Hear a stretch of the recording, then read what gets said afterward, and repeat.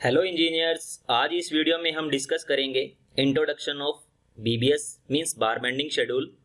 So what is bar bending schedule means BBS क्या होता है। बार मींस स्टील बार की हम यहाँ बात कर रहे हैं। बेंडिंग मींस क्या होता है। सपोज अगर आपको कोई भी आरसीसी मेंबर कास्ट करना है, सो जो आपका बार होता है वो डिफरेंट एंगल पे बेंड होता है, लाइक 45 डिग्री, 90 डिग्री, 135 या 180 डिग्री एंगल पर बैंड होता है एज पर रिक्वायरमेंट के हिसाब से।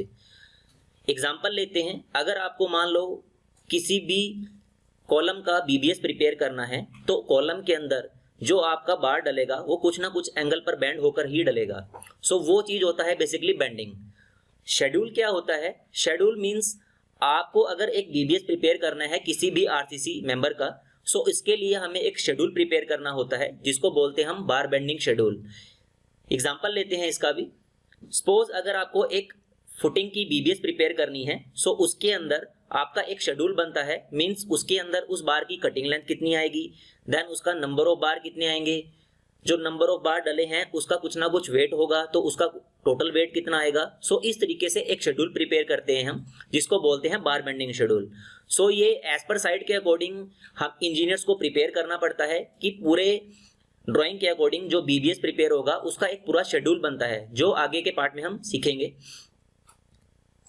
सो जैसा कि यहाँ पर दिखाया गया है कि बार बेंडिंग शेड्यूल का फॉर्मेट होता है जिसमें दिखाया गया है हमारे पास बार मार्क्ड है। बार मार्क मींस क्या होता है, ये आपकी लोकेशंस होती है, लाइक फुटिंग या आपका कॉलम है या आपका बीम है उसके अंदर नोटेशंस होती है ये आपकी।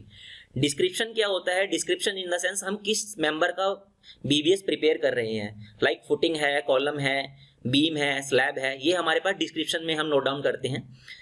देन उसके बाद आता है नंबर्स कि हमारे पास नंबर ऑफ बार कितने हैं या नंबर ऑफ मेंबर्स कितने हैं, ये हमारा आइडेंटिफाई होता है। देन उसके बाद हम फाइंड आउट करते हैं कि हमारी उस बार की कटिंग लेंथ कितनी आएगी। देन शेप ऑफ बार आता है हमारे पास कि उस बार की शेप है, जैसा कि यहाँ पर दिखाया गया है, ये आपका बैंड हुआ है, स्टील शेप है इसकी। सो देन उसके बाद आपका डिफरेंट डायमीटर है जिसके अकॉर्डिंग हम इनकी टोटल लेंथ को फाइंड आउट करते हैं। तो बेसिकली ये हमारे पास एक शेड्यूल है जो हमारे पास बार बेंडिंग का शेड्यूल होता है।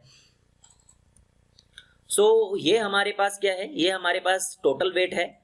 सो जैसे कि यहाँ पर दिखाया गया है कि 8 mm का जो वेट है हमारे पास वो 3 to 5 1.045 kg है हमारे पास। सिमिलरली हमारे पास डिफरेंट डाया का जो वेट है वो गिवन है हमें। सो इस तरीके से हम पूरा एक शेड्यूल परफॉर्म करते हैं या एक शेड्यूल बनाते हैं हम, जिससे हमें पूरा टोटल स्टील का वेट मिल जाता है। जैसा कि यहाँ दिखाया गया है कि आपको 8 mm का डिफरेंट स्टील का वेट गिवन है, 10 mm का वेट गिवन है, 12 mm का गिवन है। एग्जाम्पल के लिए हम समझते हैं, सपोज अगर हम किसी आर्किटेक्ट के पास जाते हैं, सो आर्किटेक्ट हमें क्या करता है, एक थंब रूल के अकॉर्डिंग बताता है कि आपका, अगर हम रेजिडेंशियल की बात करते हैं बिल्डिंग की, कि आपका 1 स्क्वायर फीट के अंदर आपका 2 to 3 kg स्टील डलता है।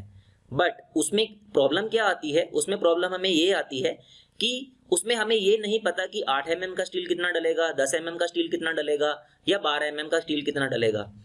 क्योंकि हमें स्टील ऑर्डर करने के लिए अगर हम मार्केट में जाते हैं तो हम उसको, अगर हम वेंडर से स्टील परचेज कर रहे हैं तो हम उसको बताएंगे ना कि हमें 8 mm का इतना स्टील रिक्वायर्ड है या 10 mm का। हम ऐसे तो नहीं बोलेंगे ना उसको कि हमें ओवरऑल इतना 5 क्विंटल स्टील चाहिए। हमें एक डाया प्रॉपर देना पड़ेगा उसके कि इस डाया का हमें स्टील इतना ऑर्डर करना है आपसे। क्लियर है। सो इसी के लिए हम क्या करते हैं, जो इंजीनियर्स होते हैं वो एज पर ड्राइंग के हिसाब से आपकी क्वांटिटी टेक ओवर करते हैं with the help of drawing, जिसकी हेल्प से वो टोटल वेट को आइडेंटिफाई करते हैं कि आपका 8 mm का स्टील कितना आएगा, 10 का स्टील कितना आएगा, 12 का कितना आएगा। सो इस तरीके से एक शेड्यूल बनता है जिसको बोलते हैं हम बार बेंडिंग शेड्यूल। एक फॉर्मेट होता है। अब जैसे हम स्टील भी प्रिपेयर करते हैं तो वो भी फर्दर कैटेगरी होती है, जैसे अप टू प्लिंथ हमें स्टील प्रिपेयर करना है या अब प्लिंथ प्रिपेयर करना है हमें, तो ओवरऑल क्वांटिटी आ जाती है हमारे पास यहाँ से। So why bar bending schedule is prepared means bar bending schedule prepare करने की हमें जरूरत क्यों पड़ती है। So bar bending schedule prepare करने की जरूरत हमें इसलिए पड़ती है क्योंकि हमें क्वांटिटी ऑर्डर करनी होती है स्टील की as per site. Means site पर आपको जो स्टील आपको ऑर्डर करना है वो आपको एज पर ड्राइंग ऑर्डर करना पड़ता है कि कितनी क्वांटिटी आपकी स्टील की यहाँ डलेगी। सो हमें ऑर्डर करना पड़ता है। सो अगर एज ए इंजीनियर अगर आपने जो क्वांटिटी निकाली है ड्राइंग के अकॉर्डिंग, अगर वो आपकी गलत है तो इससे क्या है, कंपनी का लॉस है। रीजन क्या है इसका, सपोज अगर मान लो जो ट्रेलर आता है कंपनी के अंदर वो बल्क में क्वांटिटी आती है जो इंजीनियर्स निकालता है, अगर वो क्वांटिटी आपकी कम आई है तो आपकी यानी कि ट्रांसपोर्टेशन जो कॉस्ट है वो दोबारा लगेगी, क्योंकि एक ट्रेलर अगर आपका बल्क में स्टील लेकर आता है किसी भी मैन्युफैक्चरिंग कंपनी से, आप क्यों चाहोगे कि आपकी जो ट्रांसपोर्टेशन कॉस्ट है वो बार बार लगे आपकी? क्यों ना आप उसको एक टाइम में ऑर्डर करो कि आपकी ट्रांसपोर्टेशन कॉस्ट बचे, तो आपका बेनिफिट होगा कंपनी का इससे। सो इंजीनियर्स के लिए यही होता है कि वो क्वांटिटी को कैलकुलेट करता है एज पर ड्राइंग कि उसकी क्वांटिटी कितने डलनी है, तो उसके अकॉर्डिंग वो क्वांटिटी टेक ओवर करता है with the help of drawing. So next है कि इसमें हमें एक शेड्यूल प्रिपेयर करना पड़ता है। बार बेंडिंग का शेड्यूल हमें इसलिए प्रिपेयर करना पड़ता है कि हमें जो आपका बार बेंडर है, मींस साइड पे जो सरिया बांधने वाला बार बेंडर है, उसको हमें एक शेड्यूल देना पड़ता है प्रॉपर कि इस बार की कटिंग लेंथ इतनी है, उसके नंबर ऑफ बार कितने हैं। सो वो इस हिसाब से हमें एक शेड्यूल देना पड़ता है कि इंजीनियर्स को बताना पड़ता है, ताकि जो बार बेंडर है उस हिसाब से अपना एक स्टील की कटिंग लेंथ को काट सके और नंबर ऑफ बार्स के अकॉर्डिंग उसके पीस कट कर सके जो एज पर रिक्वायरमेंट के हिसाब से किसी भी आरसीसी मेंबर में हमारे डलने हैं।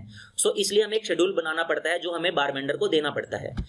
देन फिर हम इसकी बिलिंग की बात करते हैं कि जो बिलिंग का पार्ट है, जो एज पर क्लाइंट हम बिल बनाते हैं वो हम एज पर ड्राइंग बनाते हैं हमेशा, बट जो हम एज पर कॉन्ट्रैक्टर बिल बनाते हैं, मींस जो सब कॉन्ट्रैक्टर को हमें बिल देना पड़ता है वो हम एज पर साइट बनाते हैं।